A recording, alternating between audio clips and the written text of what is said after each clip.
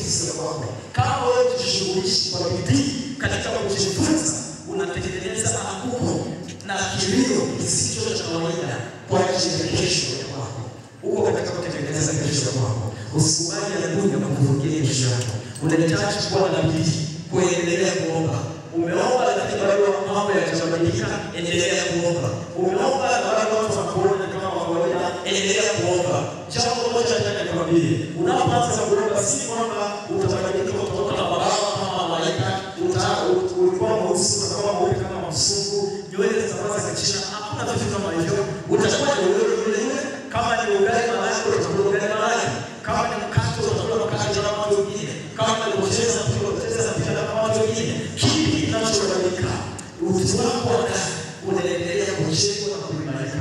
Siku moja mambo yatatokea, Mungu atakutofautisha na watu wengine kabisa. Usikubali adui akavuruga hatima ya kwako wakati huu. Mwambie Mungu anahitaji msaada wako. Wewe ueleze wewe wasaidia watu wakati ule. Ndiye eleza mbele na kuita leo. Ninahitaji msaada wako.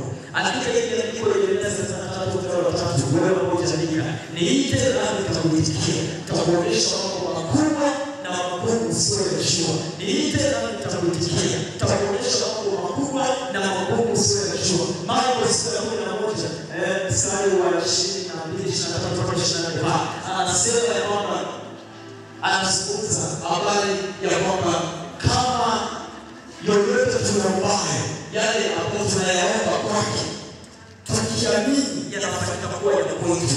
Yoyote tunayoyaomba tukiamini yanafanyika kuwa ya kwetu. Kwa hiyo omba kwa imani.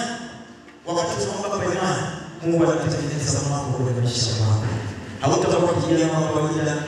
Mimi nilikuwa kama wewe miaka iliyopita. Nilikaa chini. Kuna watumishi wa Mungu walipita kwenye mashule kufundisha kama hivi.